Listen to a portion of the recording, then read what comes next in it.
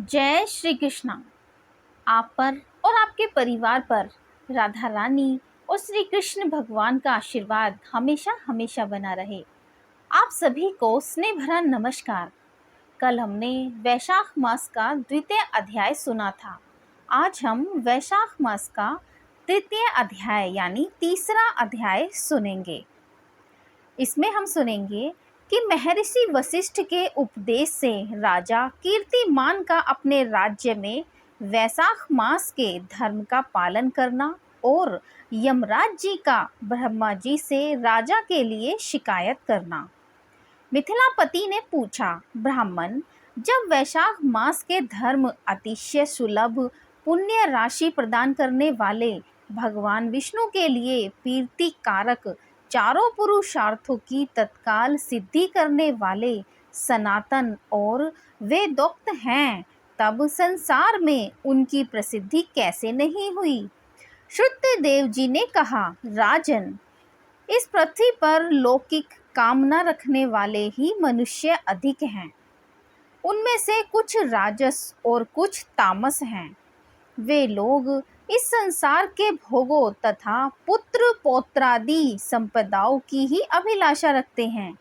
कहीं किसी प्रकार कभी बड़ी कठिनाई से कोई एक मनुष्य ऐसा मिलता है जो स्वर्ग लोक के लिए प्रयत्न करता है और इसीलिए वह यज्ञ आदि पुण्य कर्मों का अनुष्ठान बड़े ही प्रयत्न से करता है, परंतु मोक्ष की उपासना प्राय कोई नहीं करता। तुच्छ आशाएं लेकर बहुत से कर्मों का आयोजन करने वाले लोग प्राय काम्य कर्मों के ही उपासक हैं। यही कारण है कि संसार में राजस और तामस धर्म अधिक विख्यात हो गए, परंतु सात्विक धर्मों की प्रसिद्धि नहीं हुई। ये सात्विक धर्म भगवान विष्णु को प्रसन्न करने वाले हैं, निष्काम भाव से किए जाते हैं और यही लोक तथा परलोक में सुख प्रदान करते हैं।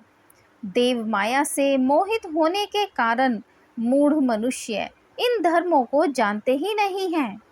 पूर्व काल की बात है, काशीपुर में कीर्तिमान नाम से विख्यात एक चक्रवर्ती राजा थे। वे इक्ष्वाकु वंश के भूषण तथा महाराज नृग के पुत्र थे। संसार में उनका बड़ा यश था। वे अपनी इंद्रियों पर और क्रोध पर विजय पा चुके थे। ब्राह्मणों के प्रति उनके मन में बड़ी ही भक्ति थी। राजाओं में उनका स्थान बहुत ऊंचा था। एक दिन वे मृगया में आसक्त होकर महर्षि वशिष्ठ के आश्रम पर आए। वैशाख की चिलचिलाती हुई धूप में यात्रा करते हुए राजा ने मार्ग में देखा, महात्मा वशिष्ठ के शिष्य जगह जगह अनेक प्रकार के कार्यों में विशेष तत्परता के साथ संलग्न थे। वे कहीं पोंसला बनाते थे और कहीं छाया मंडप किनारे पर झरनों के जल को रोककर स्वच्छ बावली बनाते थे। कहीं वृक्षों के नीचे बैठे हुए लोगों को वे पंखा डुलाकर हवा करते थे। कहीं ऊख देते, कहीं सुगंधित पदार्थ भेंट करते और कहीं फल देते थे। दोपहरी में लोगों को छाता देते और संध्या के समय शरबत का प्रदान करते। कोई शिष्य घनी छाया वाले वन में झाड़ बुहार कर साफ किए हुए आश्रम के प्रांगणों में हितकारक बालू का बिछाते थे और कुछ लोग वृक्षों की शाखा में झूला लटकाते थे। उन्हें देखकर राजा ने पूछा, आप लोग कौन हैं? उन्होंने उत्तर दिया, हम लोग महर्षि वशिष्ठ के शिष्य हैं। राजा ने पूछा, यह सब क्या हो रहा है? वे बोले, ये वैशाख मास में कर्तव्य रूप से बताए गए धर्म हैं, जो धर्म अर्थ काम मोक्ष चारों पुरुषार्थों के साधक हैं। हम लोग देव गुरु वशिष्ठ की आज्ञा से इन धर्मों का पालन करते हैं। राजा ने पुनः पूछा, इनके अनुष्ठान से मनुष्य को कौन सा फल मिलता है? किस देवता की प्रसन्नता होती है? उन्होंने उत्तर दिया, हमें इस समय यह बताने के लिए अवकाश नहीं है। आप गुरुजी से ही यथोचित प्रश्न कीजिए। ये महायशस्वी महर्षि इन धर्मों को यथार्थ रूप से जानते हैं। शिष्यों से ऐसा उत्तर पाकर राजा शीघ्र ही महर्षि वशिष्ठ के पवित्र आश्रम पर, जो विद्या और योग शक्ति से संपन्न थे, वहां पर पहुंचे। राजा को आते देख महर्षि वशिष्ठ मन ही मन बड़े प्रसन्न हुए। उन्होंने सेवकों सहित महात्मा राजा का विधि पूर्वक अतिथि सत्कार किया। जब वे आराम से बैठ गए तब गुरु वशिष्ठ से प्रसन्नता पूर्वक बोले, भगवान, मैंने मार्ग में आपके शिष्य द्वारा परम आश्चर्यमय शुभ कार्यों का अनुष्ठान होते देखा है, किंतु उसके संबंध में जब मैंने उनसे प्रश्न किया तब उन्होंने दूसरी कोई बात न बताकर आपके पास आने की आज्ञा दी। उनकी आज्ञा के अनुसार मैं इस समय आपके समीप आया हूँ। मेरे मन में उन धर्मों को सुनने की बड़ी ही इच्छा है, अतः आप मुझसे उनका वर्णन करें। तब महायशस्वी वशिष्ठ जी ने प्रसन्नता पूर्वक कहा, हे राजन, तुम्हारी बुद्धि को उत्तम शिक्षा मिली है, अतः उसने यह उत्तम निश्चय किया है, भगवान विष्णु की कथा के श्रवण और भगवत कर्मों अनुष्ठान में जो तुम्हारी बुद्धि की अत्यंतिक प्रवृत्ति हुई है, यह तुम्हारे किसी पुण्य का ही फल है। जिसने वैशाख मास में बताए हुए महाधर्मों के द्वारा भगवान श्री हरि की आराधना की है, उसके उन धर्मों से भगवान बहुत संतुष्ट होते हैं और उसे मनोवांछित वस्तु प्रदान करते हैं। संपूर्ण जगत के स्वामी भगवान लक्ष्मीपति समस्त पाप राशि का विनाश करने वाले हैं। वे सूक्ष्म धर्मों से प्रसन्न होते हैं। केवल परिश्रम और धन से नहीं, भगवान विष्णु भक्ति से पूजित होने पर अभीष्ट वस्तु प्रदान करते हैं। इसीलिए सदा भगवान विष्णु की भक्ति करनी चाहिए। जगदीश्वर श्री हरि जल से भी पूजा करने पर आशेष कलेश का नाश करते हैं और शीघ्र प्रसन्न होते हैं। वैशाख मास में बताए हुए ये धर्म थोड़े से परिश्रम द्वारा साध्य होने पर भी भगवान विष्णु के लिए प्रीतिकारक एवं शुभ होने के कारण अधिक वैसे सिद्ध होने वाले बड़े बड़े यज्ञादि कर्मों का भी तिरस्कार करने वाले हैं।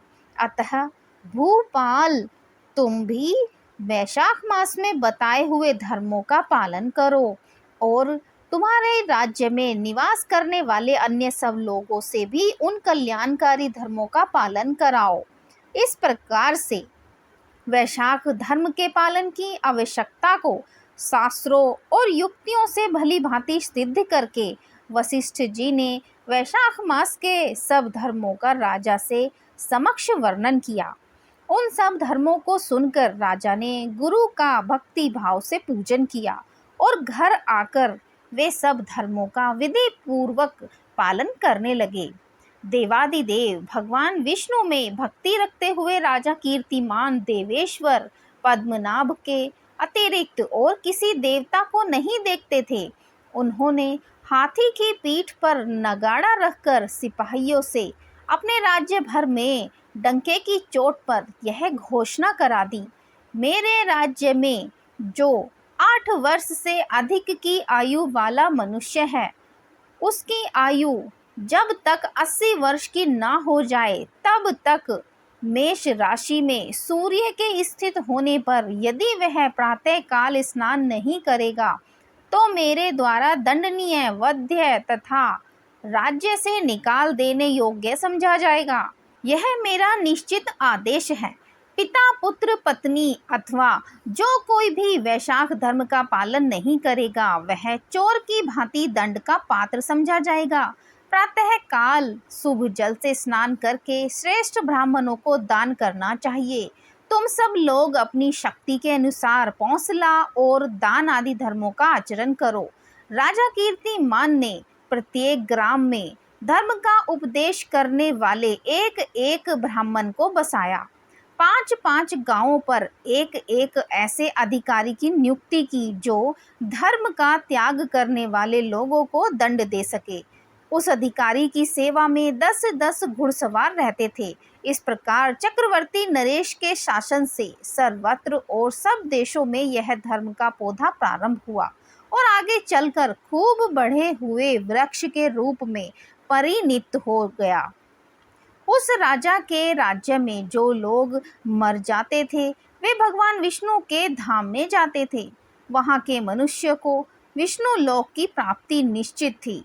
एक बार भी वैशाख स्नान कर लेने से मनुष्य यमराज के पास नहीं जाता। अपने धर्मानुकूल कर्म से स्थित हुए सब लोगों के विष्णु लोक में चले जाने से यमपुरी के सब नरक खाली हो गए। वहां एक भी पापी प्राणी नहीं रह गया। वैशाख मास के प्रभाव से यमपुरी के मार्ग की यात्रा ही बंद हो गई। सब मनुष्य दिव्य आकृति धारण करके भगवान के धाम में जाने लगे। देवताओं के जो लोक हैं वे सब भी शून्य हो गए। स्वर्ग और नरक दोनों के शून्य हो जाने पर एक दिन नारद जी ने धर्मराज के पास जाकर कहा, धर्मराज, आपके इस नरक में अब पहले जैसा कोलाहल नहीं सुनाई पड़ता। पहले की भांति पाप कर्मों का लेखा भी नहीं लिखा जा रहा है। चित्रगुप्त जी तो ऐसे मौन भाव से बैठे हुए हैं जैसे कोई मुनि हो। महाराज, इसका कारण तो बताइए। महात्मा नारद के ऐसा कहने पर राजा यम ने कुछ दीनता के स्वर में कहा, हे नारद, इस समय पृथ्वी पर जो राजा राज्य करता है वह पुराण पुरुषोत्तम भगवान विष्णु का बड़ा भक्त है। उसके भय से कोई भी मनुष्य कभी वैशाख मास का उल्लंघन नहीं करता। उस पुण्य कर्म के प्रभाव से सभी भगवान विष्णु के परम धाम में चले जाते हैं। हे मुनि श्रेष्ठ, उस राजा ने इस समय मेरे लोक का मार्ग लुप्त सा कर रखा है। स्वर्ग और नरक दोनों को शून्य बना दिया है। अतः ब्रह्मा जी के समीप जाकर यह सब समाचार उनसे निवेदन करके तभी मैं स्वस्थ होऊंगा। ऐसा निश्चय करके यमराज जी ब्रह्मा जी के लोक में गए और वहां बैठे हुए उन ब्रह्मा जी का दर्शन किया जिनका आश्रय ध्रुव है, जो इस जगत के बीज तथा सब लोगों के पितामह हैं और समस्त लोकपाल, दिक्पाल तथा देवता जिनकी उपासना करते हैं। ब्रह्मा जी ने यमराज जी को देखा और यमराज जी ब्रह्मा जी के आगे गिर पड़े।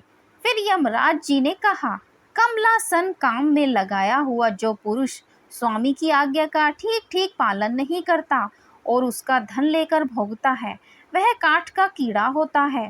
जो बुद्धिमान मनुष्य लोभवश स्वामी के धन का उपभोग करता है वह 300 कल्पों तक तिरग्य योनि रूप नरक में जाता है। जो कार्य में नियुक्त हुआ पुरुष कार्य करने में असमर्थ होकर भी अपने घर में ठीक ठीक बैठा रहता है वह विलाव होता है। देव, मैं आपकी आज्ञा से धर्म पूर्वक प्रजा का शासन करता आ रहा हूँ। मैं अब तक मुनियों और धर्म शास्त्रों के कथानुसार पुण्यात्माओं को पुण्य के फल से और पापात्माओं को पाप के फल से संयुक्त किया करता था, परंतु अब आपकी आज्ञा का पालन करने में असमर्थ हो गया हूँ। कीर्तिमान के राज्य में सब लोग वैशाख मास को पुण्य कर्मों का अनुष्ठान करके पितरों और पितामहों के साथ वैकुंठ धाम में चले जाते हैं। उनके मरे हुए पितृ और मातामह आदि भी विष्णु लोक में चले जाते हैं। इतना ही नहीं, पत्नी के पिता, स्वशुर आदि भी मेरे लेख को मिटाकर विष्णु लोक में चले जाते हैं। देव, बड़े बड़े यज्ञों द्वारा भी मनुष्य वैसी गति नहीं पाता है जैसी वैशाख मास से मिल रही है। संपूर्ण तीर्थों से, दान आदि से, तपस्याओं से, व्रतों से अथवा संपूर्ण धर्मों से युक्त मनुष्य भी उस गति को नहीं पाता जो वैशाख धर्म में तत्पर हुए मनुष्य को प्राप्त हो रही है। वैशाख में प्रातः काल स्नान करके देव पूजन, मास महात्म्य की कथा का श्रवण तथा भगवान विष्णु को प्रिय लगने वाले तदनुकूल धर्मों का पालन करने वाले मनुष्य एकमात्र विष्णु लोक का स्वामी होता है। और जगतपति भगवान विष्णु के लोक की तो मेरी समझ में कोई सीमा ही नहीं है, क्योंकि सब ओर से कोटि कोटि प्राणियों का समुदाय वहां पहुंच रहा है, तो भी वह भरता नहीं है। इस संसार में पवित्र और अपवित्र सभी लोग राजा की आज्ञा से वैशाख मास के धर्म का पालन करके विष्णु लोक को जा रहे हैं। लोकनाथ उसकी प्रेरणा से संस्कारहीन मनुष्य भी वैशाख स्नान मात्र से वैकुंठ धाम में चले जाते हैं। वह केवल भगवान विष्णु के चरणों की शरण लेने वाले होते हैं। जान पड़ता है वह समस्त संसार को विष्णु लोक में पहुंचा देगा। जो पुत्र धर्म, अर्थ, काम और मोक्ष के प्रतिकूल चलता हो, वह पृथ्वी पर माता के पेट से पैदा हुआ रोग है। वह अधम पुरुष अपनी माता का घात करने वाला कहा जाता है। किंतु राजा कीर्तिमान की माता और उसकी पत्नी का पुण्य संसार में विख्यात है। उसकी माता एकमात्र वीर जननी है और वह राजा निश्चय ही संसार में बहुत बड़ा वीर है। जिस प्रकार कीर्तिमान मेरी लिपिकों को मिटाने में उद्यत हुआ है, ऐसा उद्योग पुराणों में और किसी का नहीं सुना गया है। भगवान विष्णु की भक्ति में तत्पर हुआ राजा कीर्तिमान के सिवा दूसरे ऐसे किसी को मैं नहीं जानता जो डंका बजाकर घोषणा करते हुए लोगों को ऐसी प्रेरणा देता हो और मेरे लोक के मार्ग को विलुप्त करने की चेष्टा करता रहा हो। तब ब्रह्मा जी ने यमराज जी को समझाते हुए कहा, हे यमराज, तुमने क्या आश्चर्य देखा है? क्यों तुम्हें खेद हो रहा है? भगवान गोविंद को कोई एक बार भी प्रणाम कर लिया जाए तो वह 100 अश्वमेघों के बराबर होता है। यज्ञों के अवभर्त स्नान के समान होता है। यज्ञ करने वाला तो पुनः इस संसार में जन्म लेता है, परंतु भगवान को किया हुआ प्रणाम पुनर्जन्म का हेतु नहीं बनता, मुक्ति की प्राप्ति करा देता है। जिसकी जीवा के अग्रभाग पर हरि ये 2 अक्षर विद्यमान हैं, उसको कुरुक्षेत्र तीर्थ के सेवन अथवा सरस्वती नदी के जल में स्नान करने से क्या लेना है। जो मृत्यु काल में भगवान विष्णु का स्मरण करता है, वह अभक्ष्य और भक्षण आदि से प्राप्त हुई पाप राशि का परित्याग करके भगवान विष्णु के सायुज्य को प्राप्त करता है, क्योंकि भगवान विष्णु को अपना स्मरण बहुत ही प्रिय है। यमराज, इसी प्रकार वैशाख नामक मास भी भगवान विष्णु को प्रिय है, जिसके धर्म को श्रवण करने मात्र से मनुष्य सब पापों से मुक्त हो जाता है। उसके अनुष्ठान में तत्पर रहने वाला मनुष्य यदि मुक्ति को प्राप्त हो तो उसके लिए क्या कहना है। वैशाख मास में भगवान पुरुषोत्तम के नाम और यश का गान किया जाता है, जिससे भगवान बहुत प्रसन्न होते हैं। पुरुषोत्तम श्री हरि संपूर्ण जगत के स्वामी और हमारे जनक हैं। यह है राजा कीर्तिमान वैशाख मास में उन्हीं भगवान के प्रिय धर्मों का अनुष्ठान करता है, जिससे प्रसन्नचित्त होकर भगवान विष्णु सदा उसकी सहायता में स्थित रहते हैं। भगवान वासुदेव के भक्तों का कभी अमंगल नहीं होता। उन्हें जन्म, मृत्यु, जरा और व्याधि का भय भी नहीं प्राप्त होता। कार्य में नियुक्त किया हुआ पुरुष यदि अपनी पूरी शक्ति लगाकर स्वामी के कार्य साधन की चेष्टा करता है तो उतने से ही वह कृतार्थ हो जाता है।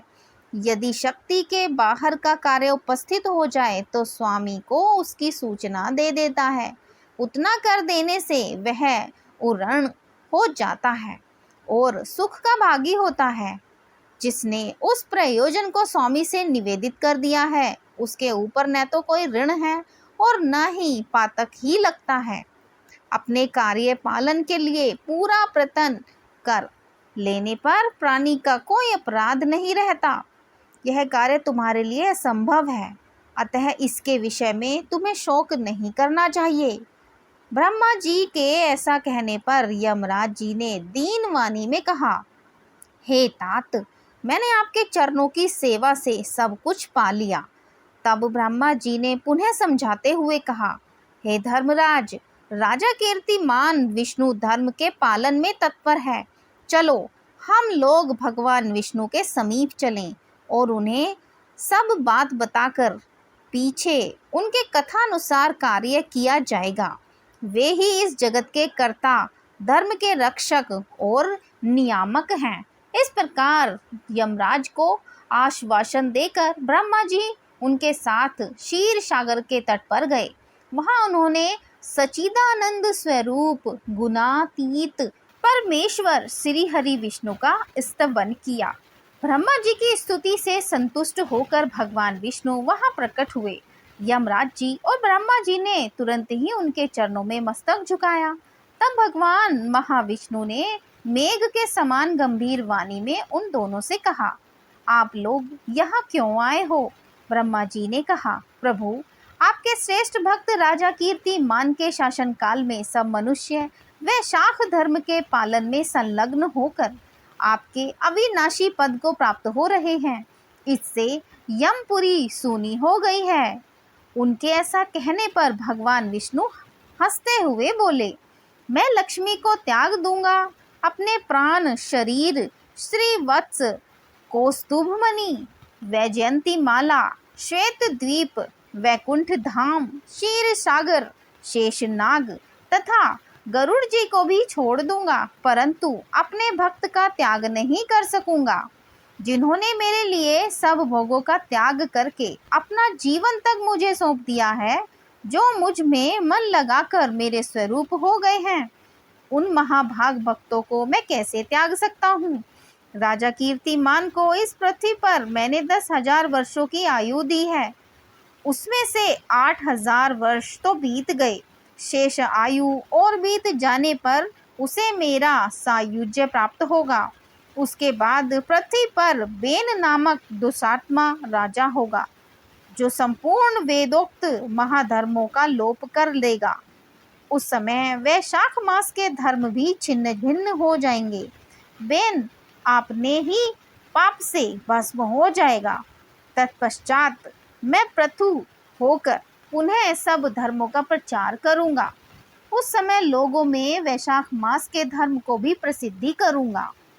सहस्त्र नामों मनुष्य में कोई ऐसा होता है जो मुझ में अपने मन प्राण अर्पित करके अपना सर्वस्व मुझे समर्पित कर देता है और मेरा भक्त हो जाता है।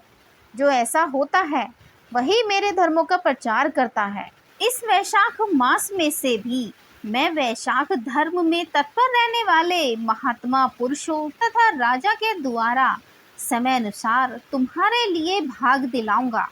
लोक में जो कोई भी वैशाख मास का व्रत करेंगे वे तुम्हें भाग देने वाले होंगे।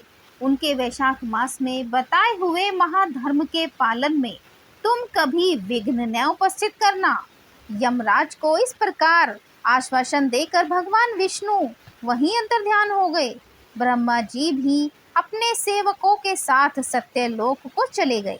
उनके बाद यमराज जी भी अपनी पुरी को पधारे। वैशाख मास की पूर्णिमा को पहले धर्मराज के उद्देश्य से जल से भरा हुआ घड़ा, दही और अन्न देना चाहिए। उसके बाद पितरों, गुरुओं और भगवान विष्णु के उद्देश्य से शीतल जल, दही, अन्न, पान और दक्षिणा फल के साथ काशी के पात्र में रखकर ब्राह्मण को देना चाहिए। भगवान विष्णु की दिव्य प्रतिमा वैशाख मास की महात्म्य कथा सुनने वाले दीन ब्राह्मणों को देनी चाहिए। उस धर्म वक्ता ब्राह्मण को अपने धन से भी पूजित करना चाहिए।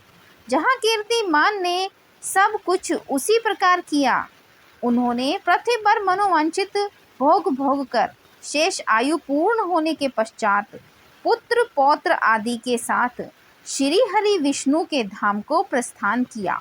मिथिलापति ने कहा, महामते, दुरात्मा राजा बेन प्रथम मनवंतर में हुआ था और ये राजा इक्ष्वाकुल भूषण कीर्तिमान वैवस्वत मनवंतर के व्यक्ति हैं।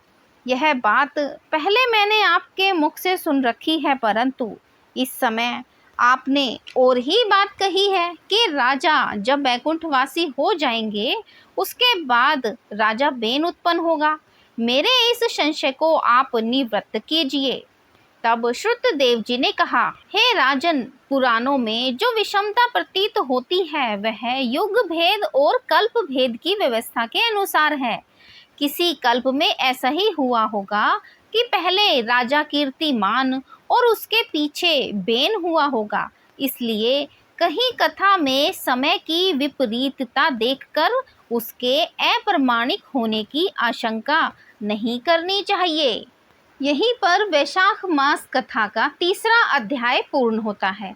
कल हम वैशाख मास कथा का चौथा अध्याय सुनेंगे, जिसमें हम भगवत कथा के श्रवण और कीर्तन का महत्व जानेंगे तथा वैशाख मास के धर्मों के अनुष्ठान से राजा पुरुयशा का संकट से उद्धार कैसे हुआ। आज की कथा सुनने के लिए आप सभी का बहुत बहुत धन्यवाद। आप सभी का दिन शुभ हो, आप सभी खुश रहें, स्वस्थ रहें, बहुत ही प्रसन्नचित रहें। आप सभी का धन्यवाद।